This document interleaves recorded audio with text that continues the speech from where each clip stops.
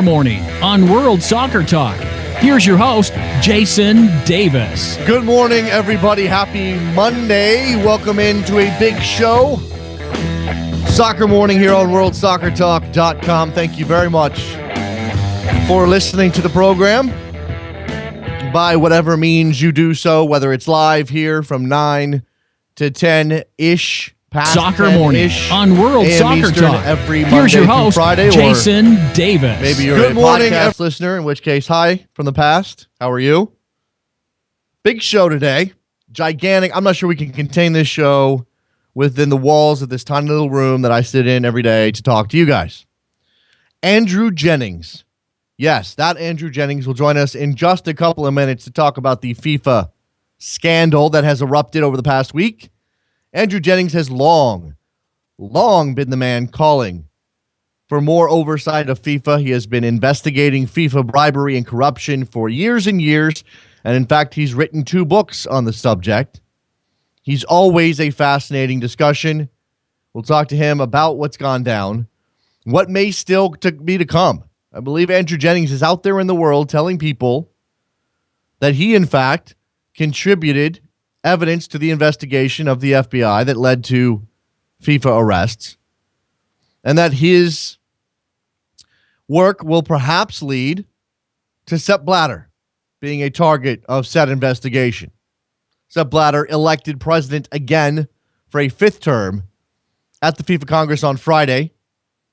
Perhaps you followed along. ESPN did live coverage. That's how big this scandal is. Now, I know it's midday on a Friday. What else does ESPN have going on? You know what?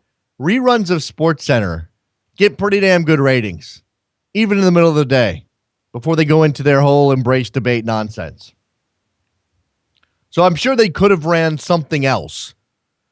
But they put Bob Lee and Jeremy Schaap and Craig Burley in a room, and they followed along the same web stream we all watched to provide commentary and context to Sepp Blatter being renewed as FIFA president. Sepp Blatter had some fascinating things to say, some absolutely crazy, bonkers, nonsense things to say, because that's what he does. We'll come to that in just a second, including some ominous words from Sepp Blatter in the aftermath of his reelection. We had a big MLS weekend, lots of results. Oh, I'm sorry. Andrew Jennings in a couple of minutes, and then after that, we're going to double up. Travis Clark from Top Drawer Soccer will join us to talk about the U20s at the World Cup in New Zealand. 1 match in. They beat Myanmar on Friday. And we'll talk about the U23s in Toulon, France, where they have 1 win, 2 losses, and still a decent chance of advancing, depending on how things break out in the final match. I believe that's the case. We'll check with Travis. We'll talk about the standouts, the problems that Andy Herzog is having there with a team that needs to qualify for the Olympics very shortly. In MLS, a full weekend, as I mentioned, Friday night, Sporting Kansas City destroying FC Dallas 4-0. Great goals by Graham Zusi, Kevin Ellis, Christian Nemeth, fantastic, absolutely abused Matt Hedges in that match. Montreal, I'm sorry, let me fast forward here, get my scores right. Montreal come up in a minute. Toronto beat beat San Jose 3-1. Fantastic day at the park for Sebastian Giovinco, who set up several of those goals, created his own chances. In the absence of Josie Altidore, Toronto rolls on. Vancouver 2, RSL 1. Gershon Kofi with a blast in that game. New York City FC and Houston drew 1-1. A penalty put away by David Villa gets a point for the home side. Handball in the box. DC United 2, Philadelphia 1. Chris Rolfe with a late penalty to give DC United a win over Philadelphia. Orlando 2, Columbus 2. Kai Kamara continues to be one of the best signings in MLS. 10 goals now in the season. Orlando gets their own penalty to keep pace with one or get a draw with one of the better sides in the Eastern Conference. Chicago 3, Montreal 0. Chicago taking upon Montreal. Harry Shipp with a great goal. Kennedy Igboanike. Let me try that again. Played well as well. Portland 2, Colorado 1. Jack Dewsbury with the winner in that game. Portland needed that. Seattle 2, New York 1. I think the aftermath of that game is Seattle's the best team in MLS. A late winner that was credited to Chad Barrett, was really created by Clint Dempsey. And New England and LA drew 2-2 in a game that produced 4 stellar goals, including a great free kick by Diego Fagundes and a little bit of magic by Jose Villarreal and Giassi Zardes. Now, Villarreal came out of that game injured, which is trouble for LA. Also coming out of that game injured, Jermaine Jones, who was named to the U.S. national team roster for 2 friendlies against Netherlands and Germany coming up. Jones will miss those games with his injury and will not be replaced because that's what Jurgen Klinsmann does. We can talk about that roster. Perhaps we open up the phone lines after we talk to Travis Clark. Maybe we'll talk about that roster with Travis Clark, as a matter of fact. Jurgen Klopp has announced that he's going to take a break. He's going to pull a Pep. He's going to take a little bit of a break. It's been 7 intense years at Borussia Dortmund for him. He will not take a job coming up in this new season, so we can put that speculation away for the time being. The New York Cosmos are in Cuba. Interesting story there. Bears watching. We'll keep an eye on that. Lots of pictures coming out from their Instagram and social media accounts. Cosmos in Cuba is pretty interesting, and they lead the NASL right now in the spring season with that part of the year coming to a close as well. Santos Laguna wins the Liga MX title 5-3 on aggregate over Querétaro. Querétaro lost that first leg 5-0. Yesterday, they put together a spirited comeback, won the game 3-0, but ultimately lost the series 5-3. Congratulations go out to Santos. You may have seen Jack Warner with a video out. Lots of headlines saying that Jack Warner was fooled by the Onion. He held up a picture of a printout of a headline that says that in the aftermath of the arrests, that FIFA was going to hand the United States a World Cup in 2015, this summer. So clearly Jack is either completely bonkers or is trying to just drum up support with fake headlines, because that's what he does. I think that Jack actually realized what was going on there and still used it because that's who he is. Seb Blatter's comments about the United States and their role in the FIFA investigation and arrests, obviously a leading role in that, are a little ominous in the fact that he has said he believes these were politically motivated investigation, and that he will, this is the sense I get is that Sep's not happy. And now that he's president again, you have to wonder what kind of retribution or ramifications this may have for the United States. Listen, with all respect to the judicial system of the U.S., with a new minister of justice, the Americans, if they have a financial crime that regards American citizens, then they must arrest these people there and not in Zurich when we have a Congress. All right. Thank you, Sepp, for your comments about how justice should work. All right, let's take a break. When we come back, I'm not ready for this. I'm going to try to get ready for this. You get ready for this. Andrew Jennings on the other side. We're going to talk FIFA scandal with him. Don't go anywhere. Soccer Morning. WorldSoccerTalk.com. Face in the crowd. You're talking too loud.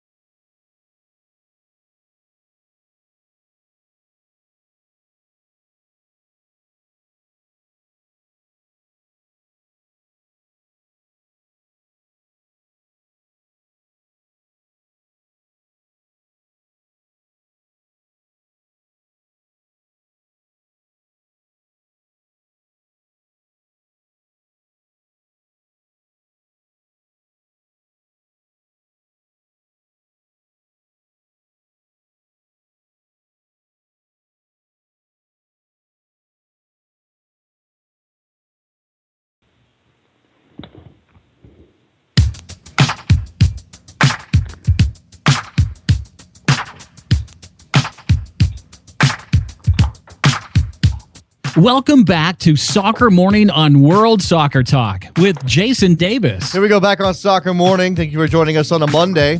Happy to have on the telephone with me now the most renowned investigator of FIFA corruption that I'm aware of, Mr. Andrew Jennings, author of Omerta, Sepp Blatter's FIFA Organized Crime Family. Mr. Jennings, how are you, sir? All the better for talking to you, Jason. I appreciate that, sir. I imagine if you might be a little bit better to see what the United States Department of Justice did last week in arresting 7 FIFA officials, going after several members of that, or former members of that organization. Do you feel some satisfaction over that, or do you believe that this is just the tip of the iceberg? We have a long way to go. Oh, it's just the tip of the iceberg, but it's a very fine iceberg. And in fact, I was in Zurich on Friday filming for BBC Television, and it was gratifying. I mean, there were hundreds of film crews there, TV crews. And one after another they came up and said, "Mr. Jennings, you must be welly vindicated." So I do feel welly vindicated. I mean, I gave the feds the stuff that got Chuck Blazer, which started all the cards tumbling over. I'd been talking to the feds since 2009. And if you're listening, guys, well done. But there's still more to do. But yeah, I mean, Chuck Blazer, I think, became a corroborating witness before they got their badges out of their pockets. And it was so obvious. Now, it's been interesting to, it's not about snitching. It's about no other police force in the world would go for these demonstrably, disgustingly corrupt people who were ripping off sports fans. They stole the passion. They certainly talked about sport and honor and ethics. Well, they stole. With that, with that in mind, and I've been asked to do several other interviews because this is such a big story, and Americans are very interested in this story, even if they're not necessarily initiated in football, Andrew, and that's the salacious nature of this, and that's how big this is. That this is almost akin to the IOC, and I know you've looked into them as well, and they went through. I was with CBS 60 Minutes on that. Yeah, So I want, and I've been asked, what next, and is this something that's going to ultimately, result in a full reformation of FIFA, and if it's the tip of the iceberg, can we get there? I don't know whether we want to reform FIFA. It's so rotten. Never mind that the people who've been indicted, and there are more to come, and the Justice Department has said that, and I'd be surprised, very shocked if there weren't. But why reform it? Remember, it's not just the people who are going to be in court lying, trying to lie their way out and failing and going to jail in America, quite rightly. It's all the ones who never said anything. It's all the FIFA officials in Zurich in their nice suits and FIFA ties who've got their lips stitched up while they earn big salaries. And then you have a problem in America. You have some responsibility. I mean, the feds and the Justice Department appear to have done an impeccable job, which world sport needed. Thank you, America. Right, was the thanks over? No thanks, America, because the American Soccer Federation sat there for years and never went peep to Jack Warner, the mega thief who's now indicted. His replacement, Jeff Webb, arrested on Wednesday morning in Zurich. And when did Sunil Gulati ever say a word about FIFA corruption? He's the silent man of FIFA. Never said a word. But he's a very intelligent. I'm not saying he's corrupt, but in an organised crime family, you have the criminals, and he's not one of them, and you have the people who love being at the top, they never say anything. And Sunil has never said anything. You should get round to Columbia University and say, "Hey, how about you coming on and explain to us why you lost your tongue?" If only, Mr. Jennings. Yes, and I think that certainly everybody who stood by and kept their mouths shut while all of this was going on. And certainly Chuck Blazer was right under the nose of U.S. soccer. And as you said, Jack Warner, they are complicit. Yeah. They are complicit on some level. And those questions need to be asked. And it seems to me, and, I'm trying to get into the head of people that I've never spoken to myself, but it seems as though they did not want to rock the boat, that they wanted to be they wanted to stay part of because, again, the system is so rotten, Andrew, that we don't think we can change it ourselves. So rather than do the right thing, we'll just go along with this. One way you can change it is talk to McDonald's, Coca-Cola and Visa and saying, will you be out of there as sponsors by tea time today or breakfast tomorrow? You're not going to stay supporting these loathsome criminals, are you, and funding them? And they've really got to answer these questions. Whose side are you on? And I think, coming back to what we said before, let's attack the Brits a bit. Let's give the Americans some stick. We've had two members of the FIFA, 24-man FIFA Executive Committee in recent years, Mr. Jim Boyce from Ulster, who's just standing down, and Mr. Jeff Thompson from England 4 years before that. Now, I'm sure these guys never solicited a bribe or got one. Never thought that. But how'd you like to earn $200,000 a year minimum, travel first class, only know the best hotels the world can ever provide, and don't say anything? They've been bought off by a wonderful lifestyle because Sepp Blatter would get them out if they said, excuse me, but why is Jack Warner allowed to sell more tickets than any other single ticket dealer in the world? You know, it's so obvious, the rackets. I mean, it's hard work for me to get it, but it was only work. They were so patently corrupt. And I'm afraid the Brits, like the Americans, have not done what they should have done. A lot of noise coming out of the English FA. You know, Greg Dyke has made several comments in the aftermath of everything, including Sepp Blatter's re-election. I'm going to come to that. But when you see what the English have said... Well, Jeff Dyke is okay.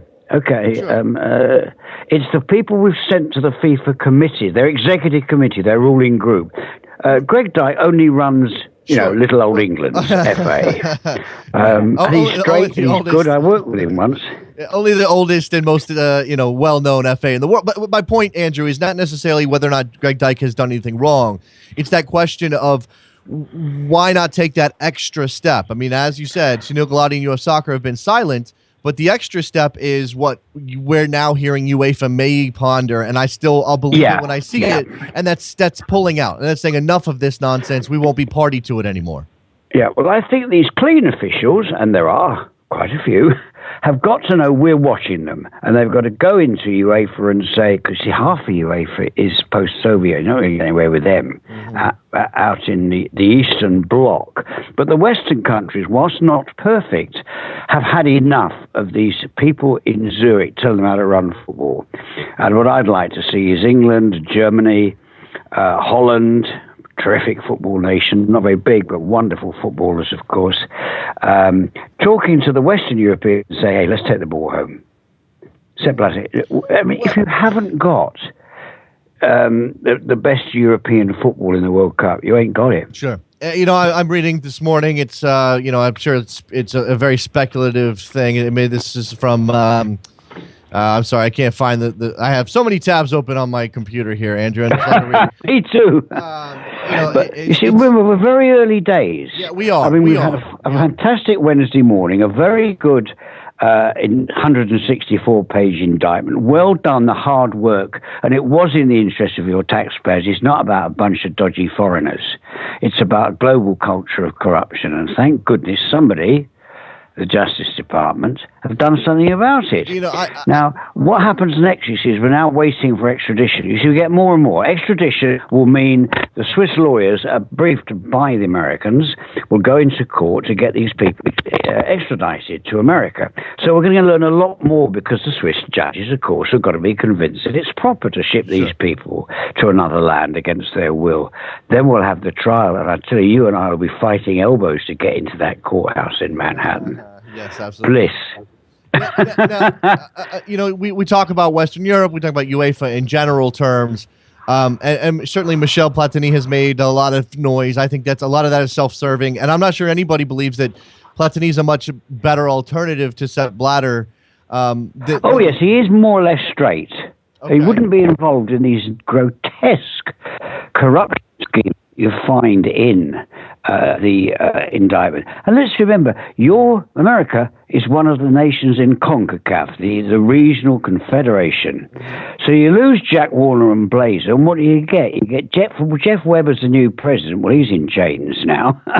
And Sunil Gulati with tape over his mouth.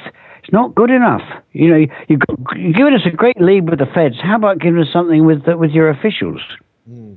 Again, the whether or not whatever the full fallout is remains to be seen. But let me come to Sepp Blatter because he, of course, was reelected FIFA president for a 5th term on Friday, Andrew, and that was to be expected based on the power. The votes were paid for over the years. There's no surprise at all. He has obviously curried favor with a lot of what a lot of us would call the footballing backwaters of the world, which may be a little dismissive, but certainly Sepp Blatter has learned how to work the FIFA system to his advantage. The question now is whether or not that has implications for. There's some question I've been asked several times, Andrew, whether or not the United States will suffer now because we. Who from? Is somebody going to throw feathers at you? Okay. How can America suffer? You've got nuclear weapons, but God, I mean, this has been a lot of stuff by journalists who don't know anything, who haven't even read the indictment, and who come up desperate to get a story to write. America could suffer. Who from? I think Sepp Blatter's cohorts are not landing in the middle of the night in Manhattan to take the island. They ain't coming. Sure, but what are they going to do? But I mean, they screwed you over 2022 by giving the World Cup to a country which employs slave labor and then ships their bodies home to Nepal when they die in the heat. And that's one for your sponsors. But they've discriminated against you already, and you've put up with it. I think Galassi's been the silent man of American football because he's vainly hoped that, when it's taken away from Qatar, as it almost certainly will be, then America will get it by default. And yes, you should, because you didn't pay bribes and you ran second in that election. So really, 2022 is yours. And I think it's time the Americans were saying, what's left of FIFA, we don't really want to talk to you because you smell, but you better just ship that World Cup over.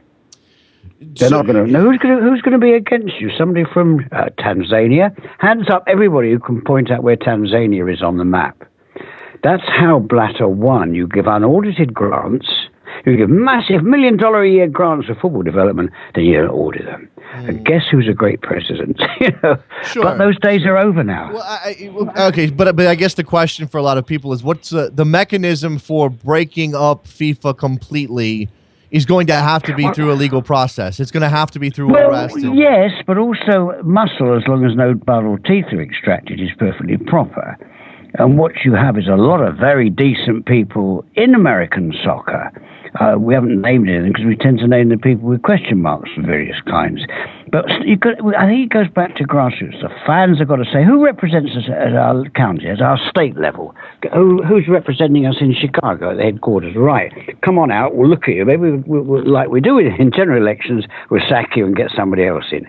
If good Americans help the Brits to stand on their own feet, which they're almost doing, the Australians are ready to roll. And a lot of Western Europe would say, yeah, we've had enough of FIFA. These clowns on the hill in Zurich, they're nobodies. Absolutely nobody's. And they're just, being led in chains out of a luxury hotel last Wednesday morning makes the point. They're all big talk until the feds say, will you walk this way, sir? And help you hold your head as you get in the car. So what can America lose? That's a good question. I guess it's a matter of whether or not there is some sort of solution to America, because Andrew, from the inside, what I can tell you is that I think that the fear is that the sport ceases to grow or is slowed down in its growth if the United States misses out on participating in a World Cup. And if you flat out, rebel against FIFA, then and FIFA continues to roll on and everybody else is playing. I'll tell you something. Who's going to ban America? Where are the big sponsors from? Name the country. You get one go. Well, certainly, but yes, Coca-Cola, stick your finger up your what's-it, you're not having the World Cup in your country. Who's going to say that? And who's going to listen? I mean, you have power in America. You should be deploying that power in your interests and everybody's interests. And the World Cup should have come to America for 2022, and it certainly still can. And I think your big sponsor companies have got to be saying to the rump of what's left in Zurich, and Blatter doesn't matter, he's dead man walking, is to say, we're not saying America should have it, but we would have got it in a clean election. Mm-hmm. So let's just get it right, shall we?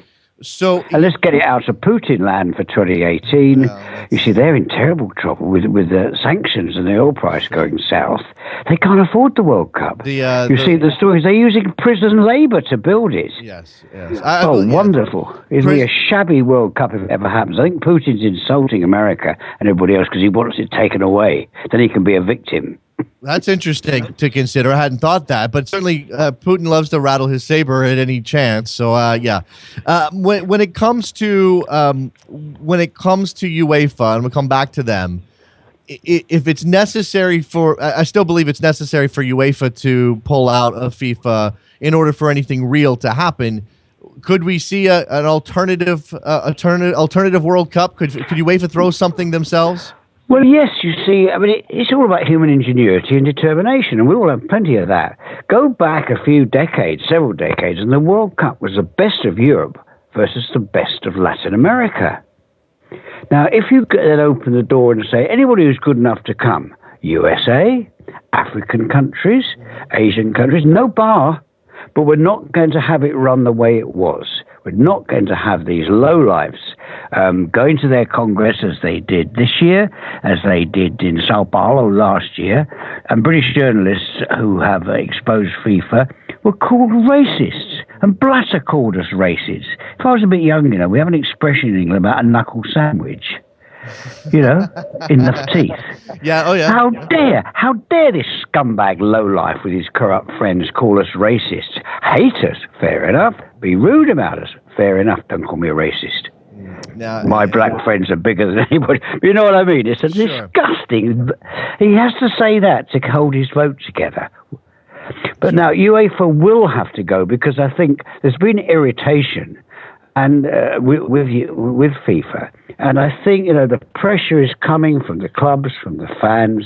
I mean, these clowns at FIFA, just remember, somebody was paid by somebody to give the World Cup to Qatar, a strip of sand in their summer. Impossible. Nobody goes out in the summer. So we have a meeting of what Herr Blatter calls stakeholders. I don't remember you being there. I wasn't. And they move it to the winter.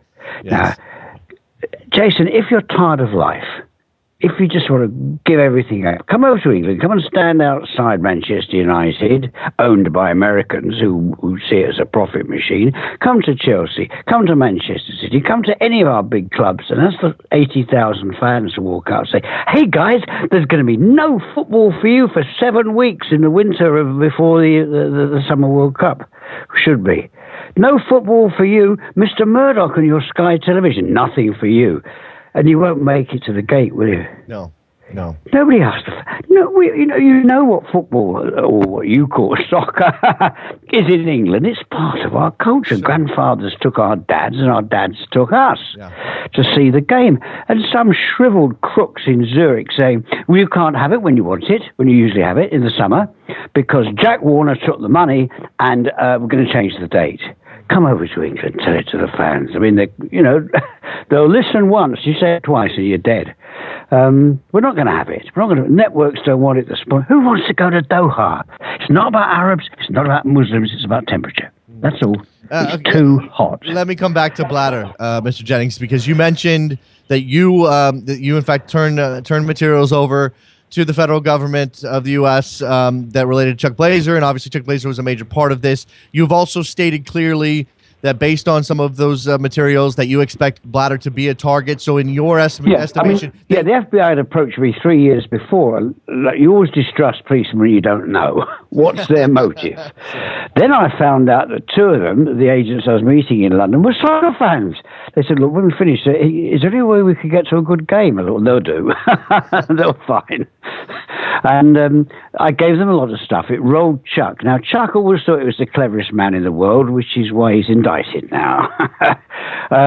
He, a nasty piece of work behind all the jovial front, but he knew a lot. And if I was Sepp Blatter, I'd be under my bedroom, I'd be under the bed sobbing. Fingers in the ears, you can't hear the 6 o'clock knock, because Blazer knew a great deal. You may remember back in 2006 when MasterCard sued FIFA for contract breach, Blatter put up Chuck Blazer to intimidate this some silly woman judge in Manhattan. What was her name? Loretta? I can't remember her second name. Brilliant woman, brilliant jurist. And when Blazer finished talking for a few minutes, she said, Mr. Blazer, I don't understand a word you're saying, because he thought it could baffle her with his cleverness. So that's what fools they are. That was Blatter's best shot, was a man who couldn't even lie properly in a courtroom. So I think what's going to happen is, as the evidence unfolds, Blatter will be fingered time after time. He was in the room and didn't notice. What were those suitcases of money being dragged across the floor? I've no idea. Come on. He's dead man walking. Whether they indict him, and a former British Attorney General said yesterday his name must be on the top of the whiteboard in the Justice Department as they look at them and knock. You can only arrest 10, 11 people in a day. By the time you've read them their rights, taken them off to the police station, taken their clothes, and give them all their legal rights, that's a day's work. So Mr. Blatter talking, I mean, we don't even listen to what he's saying anymore, whether it's an American plot or whatever his daughter says he's innocent. We don't, criminals always say this, don't they? If you covered good gangsters, I have, they're always, I wasn't there, I don't know when the robbery happened, nobody told me, I wasn't there when we got you on video. We had, Andrew, this is 30 years ago now here, we had a mafia crime boss in New York who used to walk around in his pajamas to set himself up. Oh, yeah. You remember Vincenzo, somebody. Yeah, I remember. Yeah, I get that. I get that. I'm not saying Sepp Blatter is holding himself up to be incompetent to stand trial, but you certainly get the sense that he is going to play the daft uncle to the hilt here, and it is mind-boggling that he might not know what's going on, but that's the role. That's the tact he's taking. Well, I will assert that he did know in my years of seeing him covering up against all sorts of inquiries in Switzerland and lying. And I must say, I'm not at all impressed with your Michael Garcia chap, the former U.S. attorney, paid millions of dollars and couldn't catch what happened in Russia and Qatar. I have no trust in him. You know why they've suppressed his report? Because there's nothing in it. Right. And the reason he resigned in a hurry was he put his report in with nothing on the big issues of Russia and Qatar. And, fine, send the expenses and check into Zurich. And then the New York Daily News, and I knew about this, but I couldn't say anything, they revealed, do you remember Chuck Blazer on the front page of the paper? A rat. Yep. The pages inside. And I know who the witness was who gave them all that stuff. But it was 95% accurate about the FBI. Oh, my God, they must have said in Garcia's office, we've just cleared them, and the feds, you can hear them coming down the corridor. Oh, no. Right, let's get out. Point of principle, Mr. Garcia is very unhappy with FIFA and he's resigned. Really? Well, let's see the report. He put it in September last year. Please, Why doesn't he give us a copy? That's a good Go around and question. ask him why an American citizen can't give American media and people a report commissioned by crooks in Zurich. Why can't he hand it over? As you said, there's probably nothing in it. Certainly didn't have subpoena power with that investigation. Andrew, before I run out of time with you, we have to talk just a bit more about Jack Warner because Jack Warner, do we have to? We have to. I know you have had direct interaction with Mr. Warner over his crookedness. He was obviously arrested in Trinidad and Tobago, then put into... No, he wasn't. He was never arrested. Not on this he wasn't. No, he heard about the indictment and rather have the embarrassment of all the TV cameras outside his house when the Trinidad cops would turn up to execute the U.S. warrant, he turned himself in very fast to the police. Nobody knew it was happening. He'd done it. Then he went off to hospital. So there's no pictures of big policemen in uniform saying, "Step this way, sir, please." Right. But yeah, he's indicted. Go on. Well, he turns up a couple hours later, holding giving a speech in front of his supporters. He did overnight in jail. Then he raised a lot of money, $500,000 or so in bail money. But I mean, yes, they can do this. I mean, John Gotti used to come out of trial after trial saying, "You see, I'm innocent." Yes, Mr. Gotti, thank you. And finally, they got him away. He never came back. Warner's the most comprehensive thief and liar I've ever encountered. Yes. I've been hit by him. I've been sworn at by him. And he once said to me at Zurich Airport, "You are garbage. I would spit on you, but I would not denigrate my spit." And I thought, thank you very much. It works great on TV. What a prat. He now has a video that's online in which he holds up an article as proof of a U.S. plot against him, and the article, and you know where it ends, don't you? Yes, well, the article is from The Onion, which is obviously satire. It's a spoof. It's a spoof. It's just a joke. And let me ask you, Andrew, before I let you go here, do you believe that he believes the article, or do you believe that he's just using it because he's that duplicitous? Look, when you're in his kind of trouble, when you've got an authentic indictment against you with great detail about your thieving. And we had already the first investigation of CONCACAF 3 years ago, 3 years ago. Yes. So what do? You change the subject. Yes. Oh, look what's happening in America. All the Americans are... Blah, blah, blah, blah. This is the story. It wasn't the story. It was a spoof. But Blatter's doing it now. It's the Americans. He's playing to African countries, where America may not always have been as fair as it might have been. But Sure, that's another issue. That's not relevant here. Well, Blame the Americans because they're big and powerful. Go with Mr. Putin, who says the Americans have got no right. Talk about anything about except your culpability. Yeah, well, but that will come up in court. The political elements of this and sort of the perception of Americans is all mixed up in it, Andrew, and it does fascinate me. Well, I don't think it is. I think it's raised as a distraction. We can always think of something like, well, I blame America. America's so big, you can always find something to blame it for. On this occasion, there is no reason whatsoever. Yeah, okay. It's just trying to change the subject by people who stole and stole and stole and stole. Do you see one guy, the guy from Brazil, has given back $151 million as part of his pre-bargain? How much? That's the sort of level we're talking at. Of course, they're going to change the subject and talk about anything from the moon is made of green cheese to hanging and washing out on Tuesday. It's all irrelevant. The feds will be going to Trinidad. There will be extradition hearings.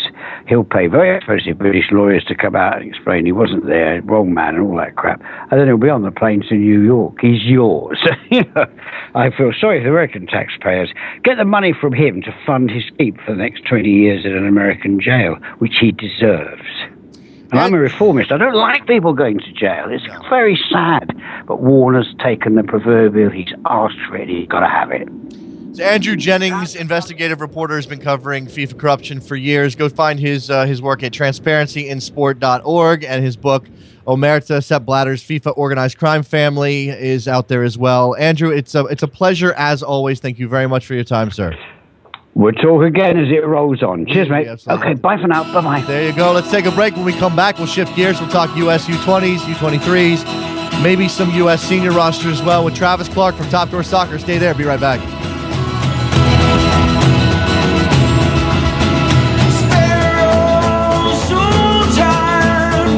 All right, chaps. Are we there? Are we there? Right. Yeah. This is au revoir. We are. Thank you very much, Andrew. I appreciate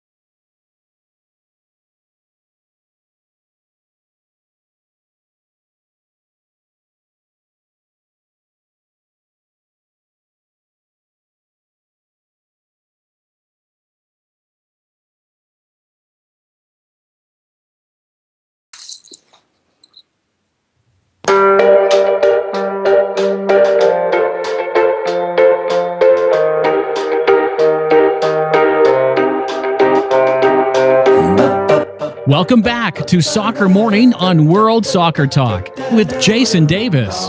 Here we go, back on Soccer Morning. Let's shift to American soccer topics with our friend Travis Clark from Top Drawer Soccer. Follow him on Twitter at Travis M. Clark. Travis, how are you? I'm doing well. How's it going here? I have a big act to follow. Yes. Do you have any clever Britishisms to drop into this discussion? No, not at all. Oh, okay. I'll just sound like a wannabe. Yeah, we want. You want to talk about pitches and boots, though, don't you? On some level, I know you want to. I know you want to use those words. Let's talk about these United States youth teams currently active in 2 tournaments. One of them more important than the other, and that's where we'll start. The US U20s in New Zealand for the World Cup opened up their campaign against Myanmar, Travis, on Friday. A 2-1 win in a less than impressive performance. I think that's a good way to sum it up, really. You know, you look at a U.S. team with pretty high hopes and a Myanmar team making its very first FIFA tournament appearance ever. And, you know, the opening 10 minutes, the U.S. concedes a goal on a pretty bad whiff by goalkeeper Zach Steffen and not great defending in the box. And then kind of has to hold on after grabbing a couple of nice goals. But you know, in a game like that where the U.S. is I wouldn't want to call them overwhelming favorites, but obvious favorites. You know, the goals they score, one's off a corner kick, and then the second is from a counterattack. So it's like, well, what has changed? Not much. Well, okay, we can. I know it's being harsh. You know, they got the result, and that's being negative. But that's kind of like you kind of boil a 90-minute game down into a 1-minute, 30-second analysis, and that's kind of where I'm at with it. No, I understand, and we certainly need to talk about the direction of the program and all of those things that Jurgen Klinsmann has talked about, and whether or not Tab Ramos can enact those things at that level. But when it comes to the performance, did you see a lack of team cohesion? Did you see bad tactics? Did you see nerves? What'd you see? I do think nerves played a factor. I think that it would be unfair to.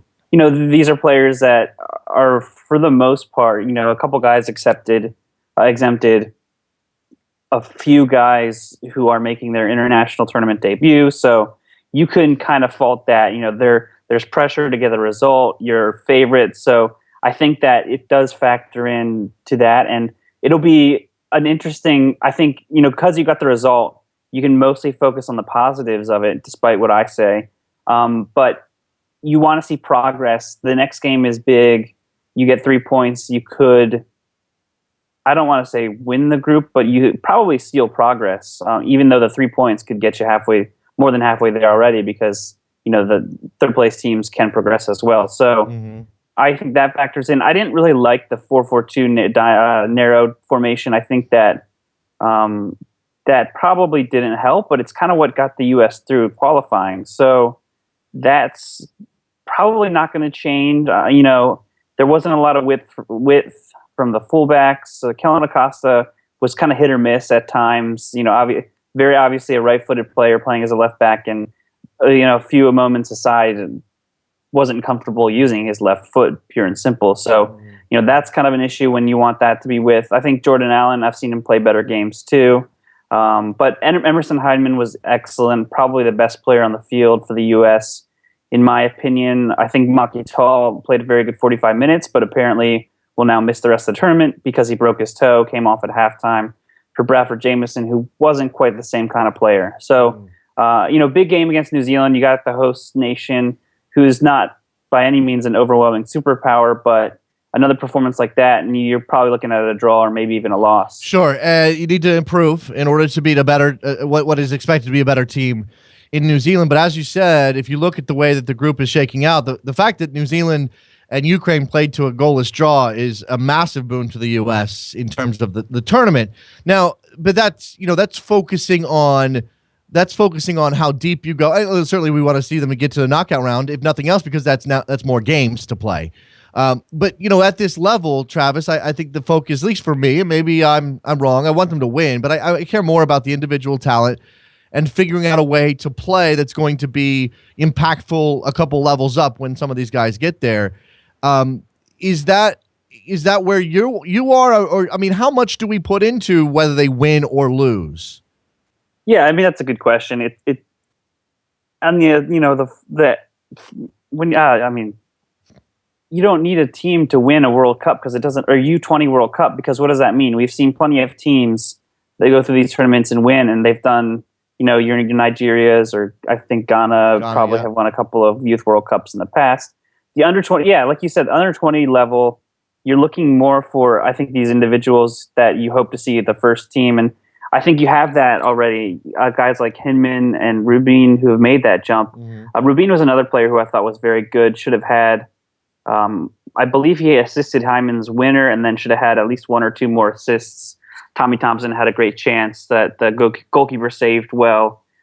So I think it's fair to zoom more in on the individual performances than on the collective results, as weird as that sounds, because in the end, you want these players to get these experience and take them back with them to their clubs and continue to develop and improve as players. So I like zooming in kind of on looking at how each player did and how they responded to the game and to the level of play. Well, let's talk about the team that Ramos put out there. Again, you're expected to sort of dominate, control the game against Myanmar. It ultimately didn't play out that way, but in terms of the lineup choices and then what the substitutions that came, obviously Macky Tall was a forced substitution, but we didn't see Zelalem start, for example. Travis, what would the expectation be against New Zealand in terms of changes, if any? I think you'd have to expect a few changes. Obviously, Tall's injury means there'll be at least one, but I would imagine you get like 2 or 3 new guys into the starting lineup. Now, of course, Tab could prove me totally wrong, but maybe a DeSevio Payne, who I believe plays a right back, but would get a look at left back, or even John Rakeo Jr., and you could even shift Acosta into the midfield, or he gets put on the bench. I would expect to maybe see Zelalem in for Allen, or maybe somebody like Paul Areola get a look there at kind of that. It's a weird sort of situation because Allen's more of a wide player, but he's playing kind of a narrow role. So I think there's a little bit of uncomfortability factor, as I make up a word, with that sort of what he was asked to do. He didn't look like he was kind of set up to succeed.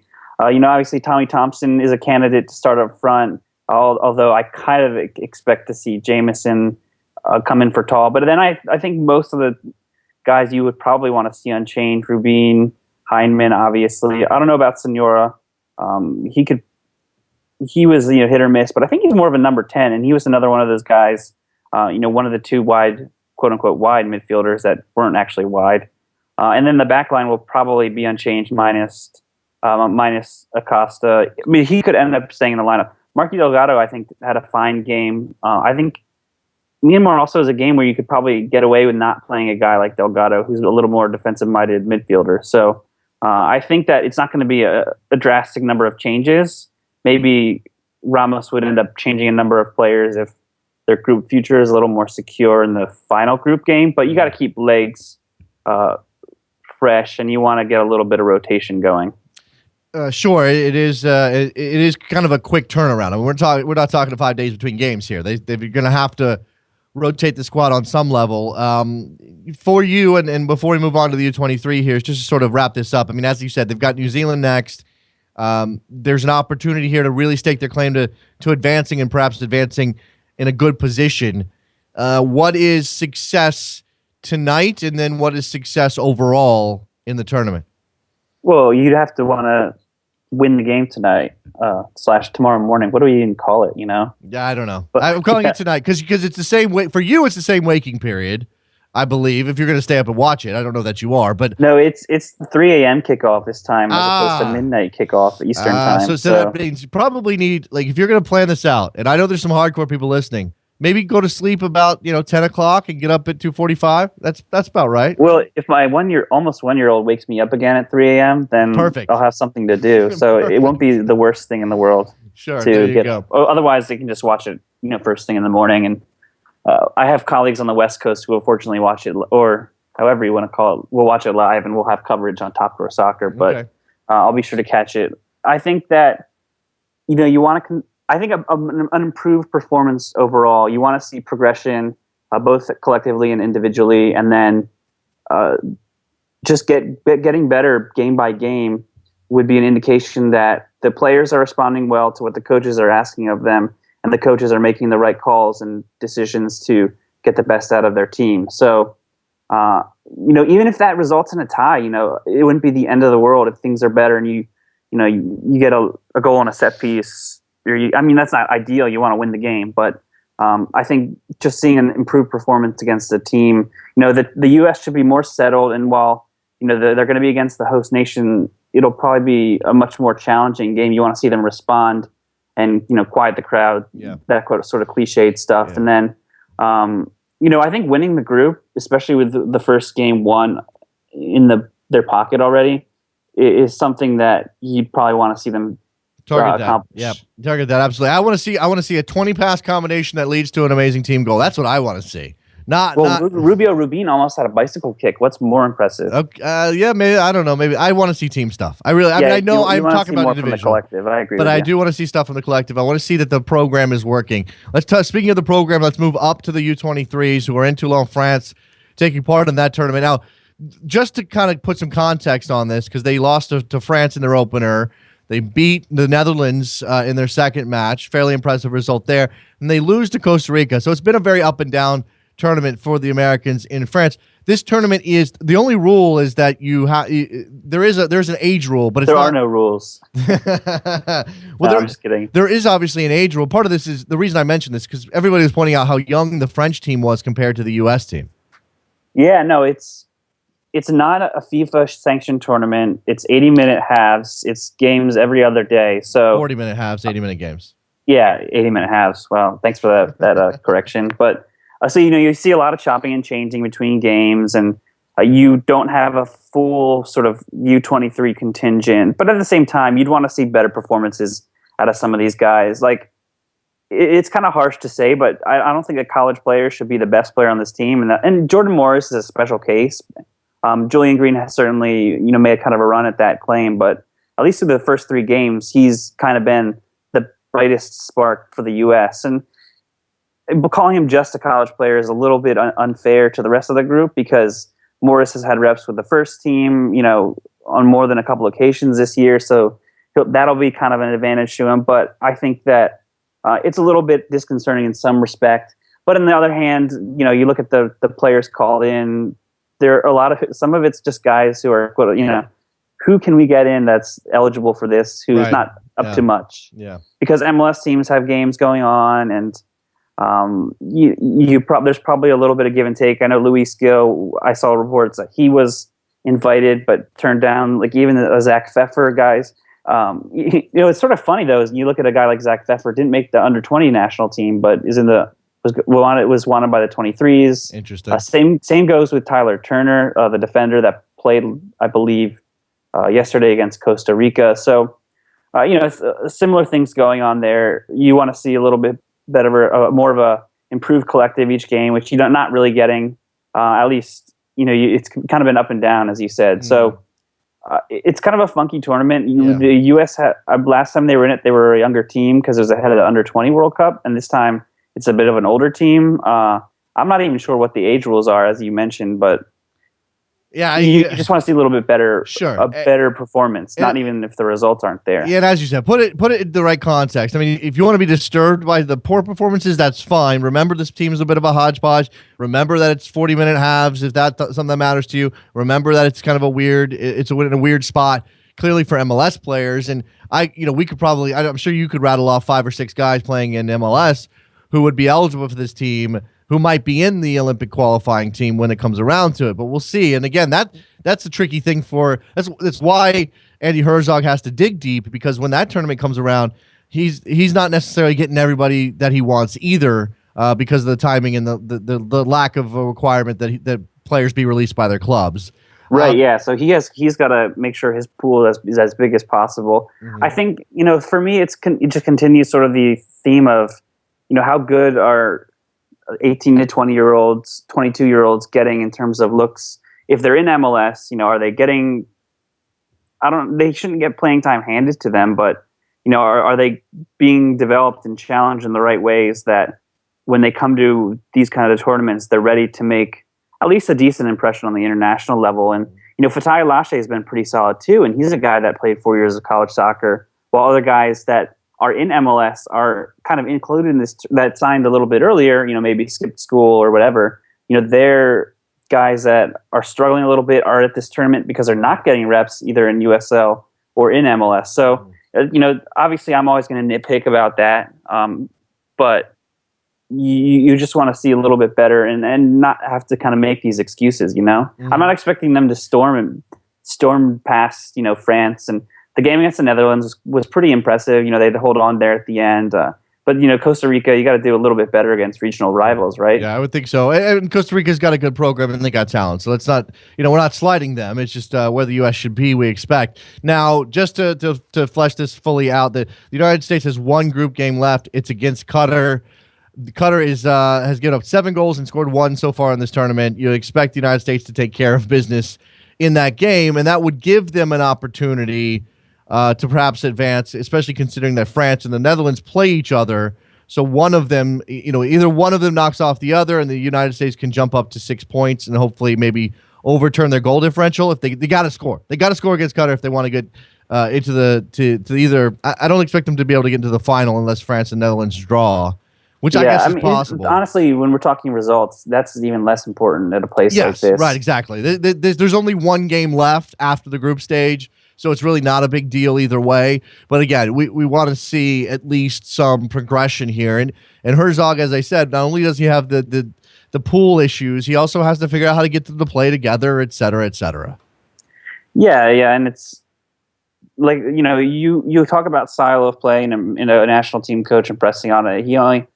They only have so much time to get these sort of things. But again, you got to have a good performance against Qatar, especially. Is that how we're pronouncing it now? Is that correct? I'm going with that. I've been told I'm wrong. I'm not second guessing you. I'm just kind of curious. You always hear something different. I don't think it matters. Not that has anything to do with what we're talking about here, but I think it'd be really fascinating. Jordan Morris is tearing it up again in France in front of, I'm sure, plenty of European scouts. He's obviously committed. The Stanford announced that he's coming back, but does a club come knocking with an offer that he can't resist? I don't think so, but it'd just be sort of to see him do so well and then think, okay, is a team like maybe in France or even like Belgium or the Netherlands, would they come calling? It's interesting to consider, and especially, I think the more time that passes without him signing that deal with the Sounders, the more expensive he gets for the Sounders. And at some point, they may just say, hey, you know what? We can't give you any more than this. See ya. And the reports are that he's already been offered maybe one of the highest homegrown player contracts in league history. Shouldn't it be the highest considering what he's accomplished? Well, that's what I'm saying. So if it's the highest, then the Sounders have, and I wouldn't blame the Sounders necessarily for cutting bait if they feel they can't go any higher on a guy who has yet to take the field as a professional player. There's still a matter of, the expectations are going to be high. The pressure is going to be high. It's his hometown team. His dad works for the team. You just don't know. I mean, players have crumbled under less pressure. So I'm not saying he will, but that's got to be part of the equation when the Sounders offer him a deal. Oh yeah, I mean it's a fascinating sort of set of circumstances that I still think he'll sign with Seattle. He is a player that you look at a player's comfort zone being a factor, and I think that has kind of sort of driven his decision making, which is obvious to say, but. When you also look at his scoring rate in college, it's not that high. And will he? His last game, I think the Cardinal lost 2-1 or 1-0 in overtime or something against UC Irvine in the NCAA tournament, and he missed like 3 or 4 really good chances. So, will he come back, take the college ranks by storm, or just kind of play out his 2 years there? Who knows? That could end up being a possibility as well. You never know. Travis, we don't have time to talk about the senior team. It's a couple of friendlies. It's not really that big of a deal. It's an interesting team, and Jermaine Jones is out of it. Do you have, in 30 seconds, you got an assessment of what Jurgen Klinsmann's doing for the Netherlands and Germany? For only 30 seconds? That's all I got. Sorry, man. I think it's good to see Juan Agudelo. I don't think might not be his return to the fold, but his form is good, and it's good to see that being rewarded. That's probably the most notable. Okay. There are guys that I always rather see, but. Well, we all have those guys. I'm still not sure. I was talking about this last night. I'm still not sure why Alejandro Bedoya is missing, unless that's just a matter of fatigue after the season. I know Jeff Cameron's dealing with that, So, and again, it's friendlies, but you're getting ready for a Gold Cup. We'll see how the U.S. senior team does. So that's it. We hit all three of them. Travis Clark, Top Drawer Soccer, Travis M. Clark on Twitter. And make sure you listen to the Young Professionals podcast that they do over there at TDS. Appreciate the time, Travis. Thanks a lot, man. No problem. Thanks for having me on. Let's take a break. When we come back, we'll take your phone calls here on a Monday. Soccer Morning, WorldSoccerTalk.com, 646-832-3909. Get in.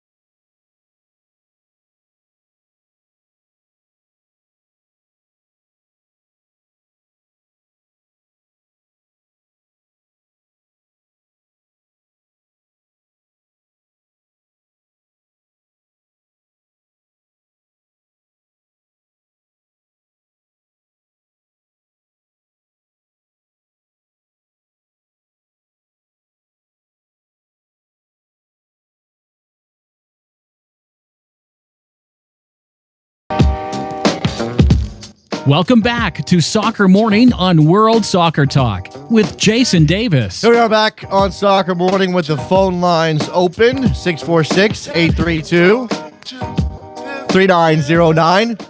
Want to talk MLS? Talk about youth national teams? Want to talk about FIFA? Want to talk about Andrew Jennings?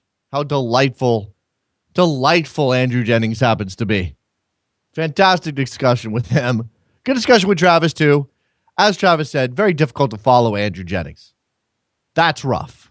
I apologize profusely to Travis Clark for scheduling him directly after Andrew Jennings. Maybe Travis does need some delightful Britishisms to throw into his commentary. Make it more fun. If you want to talk MLS, we can definitely do that. Some interesting results from the weekend. You clearly had a rash of handballs. What was that about? Terry and Philly's first up. What's up? Hey, this is Terry Clark from Philadelphia, PA. What's going on, Terry? All right, so I had a question about the ethics of the U.S. Open Cup. I wanted to know everyone's thoughts here on MLS 2 teams playing. Okay, the ethics. All right, go ahead. And I'm new to the show, so I don't know if it's already talked about. I love your show, by the way. But my question is, I know that they are different contracts, different leagues, but is it ethical for MLS 2 teams and MLS teams to play in the same tournament? I don't know if it's an issue of ethics necessarily. I mean, what the issue being what exactly? I mean, just give me your sense of what the problem is. My issue is that it's two teams of the same exact brand, same exact organization, although they're in different leagues and different contracts and all that stuff, but with the same goal to win the tournament. Is that fair for other teams in MLS that don't have the USL 2 teams and for NASL teams that have a double shot, even though they're separate contracts and all that? I see. There's other instances of this, I believe, around the world. There are reserve teams who play in lower divisions who enter cup tournaments. I'm not saying that justifies the U.S. Open Cup having those teams, but I don't know. I mean, unless you have those two teams going up against each other, I don't necessarily see the problem. I guess I get what you're saying, that there's more of a reward. The possibility for a reward is higher for teams that have Sounders and Sounders 2 and Timbers and Timbers 2. I don't know. I don't think you should eliminate those teams. I mean, I don't think you should keep them out of the tournament if they're if they're wholly contained teams. I mean, you're cup tied. You can't go between teams and play in the same tournament. So I don't know. I don't. True. That makes sense to me too. Yeah, You're right. That makes sense. But my issue is like Barcelona B. You look at all these teams that now. Don't get me wrong. I don't want to start a promotion argument. I do not want to open that can of worms. But the Barcelona Bs, the Real Madrid Bs, they don't participate in the Copa del Rey, I believe. Okay, if that's I'd have to look at that. I'm not really a Copa del Rey expert. If that's true, for that reason, then maybe there is something to it. I don't know. I can understand how it might make you uncomfortable, Terry, but I don't have a hard enough opinion on the ethics of it to give you much satisfaction right now. All right, great. Thank you so much. Appreciate it, Terry. It's very phone call. Way to end that phone call. Apologies to Terry, but I don't know. Trevor is confirming that the reserve teams in La Liga do not play in Copa del Rey. All right. Ray in Milwaukee, what's up, my friend? Good. How are you? Have a good weekend? I did. It was a good weekend. It was a good weekend for you, Ray. Will you watch some soccer? Oh, yeah. I was watching a boatload of soccer. A lot of stuff was on major networks and everything. So that was pretty good. Yeah. But I really wanted to talk. Go ahead. I really wanted to talk about the Liga MX finals. I thought it was highly entertaining considering that one team was down 5 goals. So when Querétaro put 3 goals in the first half, the second half was definitely worth watching. Oh yeah, I mean Querétaro made a game of it, so to speak. Having lost that first leg 5-0, you expected, okay, well that's over then. We can all just go home. Let's just crown Santos. And I know that second leg was at Querétaro. Santos, the traveling fans, the people that made that trip, which I don't think is an easy trip. Obviously, we're going to be rewarded with a trophy and a celebration. Hooray. And then Querétaro goes and scores 3 times in the first half. Ronaldinho did not start, but eventually came on and tried to make his influence felt. And yeah, I guess that, at least considering the way the first leg went, at least we got a second leg that provided us some drama, Ray. Right. And Jason, I would agree with you that these games need to be a little bit easier to find, particularly in English. I think an English language network should just buy the finals, the 2-legged finals. I think that would be awesome for the league. I wonder how that might come about, because as we talked about last week when I was sort of complaining about this, each team has an individual TV contract. They negotiate their own individual TV contracts, which is why the first leg was on Azteca America. Was the second leg on Azteca as well? Yes. So because I think Santos is also, or Querétaro is also an Azteca contracted team. But that's obviously in Spanish. I don't know if they would sell separate English language rights or not. That would be interesting. Great. And so, the Super Bowl is broadcast to the world, and nobody ever cares about any other game. They just showcase the Super Bowl in this country, in foreign countries. So Yeah. I think that'd be awesome. And then I got one other thing for you, Jason. Quickly. Since the Women's World Cup's coming up, Marta or Wambach, who would you take? Right now, I'd probably take. I don't know. Wambach can get you stuff. She can get stuff done. She comes out and Marta's a better player overall. I mean, if we're taking a well-rounded approach to it, I think Marta's a better player. But I think I want Abby all Wambach. Time, Jason. All time. I take Abby Who's Wambach. the greatest woman player all time. I take. Well, I don't know. Okay. I don't know if Abby Wambach is the greatest women's player of all time, but she's certainly I take her over Marta over their careers. Yeah. I think that's where I would go. Appreciate the call, Ray. Thanks a lot, man. Let's move on. I got a couple other calls here. Going to have to wrap up pretty shortly, so let's squeeze them in. Robert in LA, what's up, my friend? Hey, good morning, my friend. I wanted to talk about this weekend was the FA Cup final and a lot of cup finals. The FA Cup, Copa del Rey, the Liga MX, and the German Cup. And I was watching a couple of them with a friend who wasn't a soccer fan, and he noticed something. You notice how, we know this, but you notice how the loser always has to watch the winner celebrate. Yeah. And you never see that in American sports. Like Leo Messi had to watch Germany lift the World Cup. Yeah, sure. And also Aston Villa had to watch Arsenal, and Dortmund had to watch Wolfsburg. I just wanted to get your take on that. It came up a couple weeks ago, right, Trev? I mean, somebody mentioned this already. I am. I don't know. It's part of soccer. I mean, it sucks. I get that it's terrible. I remember the 2009 Confederations Cup final. Clint Dempsey's bawling on the field because they lost that game to Brazil after leading, and you felt terrible. And they have to go get their runners-up medals and everything else. Yeah, I mean, if we wanted to change the tradition and have the losing team walk off the field before the ceremony, I'd be okay with that. I would. Because you never see that in American sports. You don't see Robert. the Seahawks have the Seahawks didn't have to watch the Patriots watch. They always ushers them into the locker room, so you won't see the tears. I just want. No. You know where this came up? I just wanted to get your take. Yeah, I'm sorry. Go on. Well, I remember this. It wasn't a couple weeks ago. This is how my brain works. I remember this coming up at the MLS Cup final last year in LA.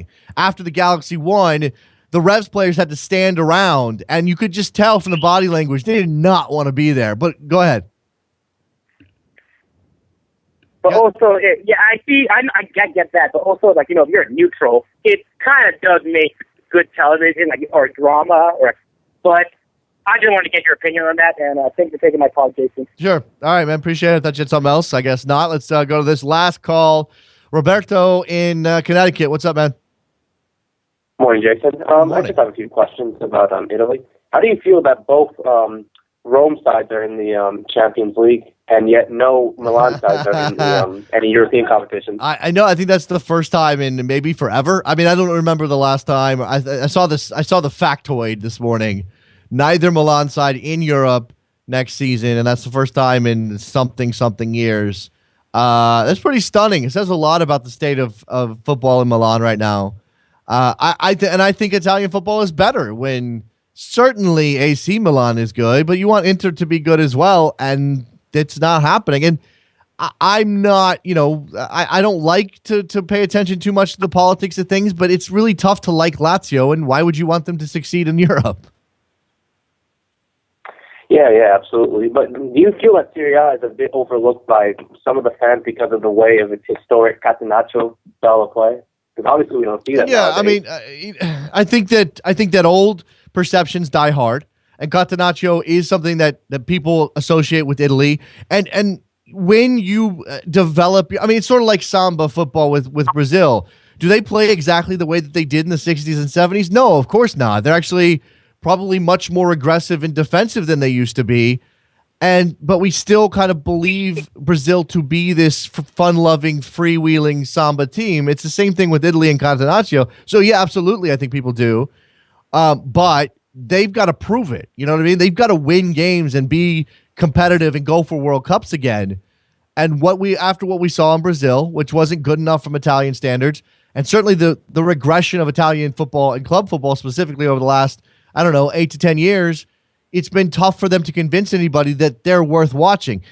Juventus can go a long way to fixing that with the Champions League final this weekend. And then you obviously have, the Rome sides coming up. And like I said, if Italian football can it's not up to Italian football, but if AC Milan can reclaim their former glory and Inter can get better, then and we know what Napoli can do, and Napoli's a fun team to watch.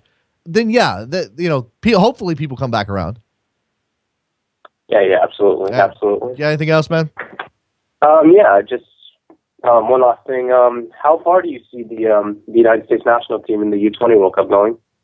Well, we just talked about it with Travis. The way that the group sets up, they're looking pretty good to advance. It depends on what that. I have to look at the matchups because I don't know who they're going to get in the first knockout round. But I would imagine I would imagine that a quarterfinal run is possible, but maybe not likely. Is that a fair way to say it? I mean, they're a talented team, but I don't know that they have the.